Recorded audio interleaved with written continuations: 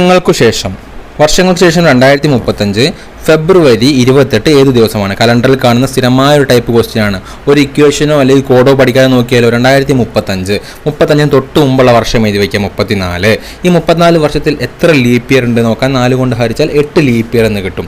അത് എഴുതി വയ്ക്കുക. പ്ലസ് അങ്ങനെ 34ാമത്തെ വർഷം കഴിഞ്ഞ് നമ്മൾ 35ാമത്തെ വർഷത്തിലേക്ക് കിടക്കുകയാണ്. 35ാമത്തെ വർഷം ജാനുവരിയിൽ 31 ദിവസം.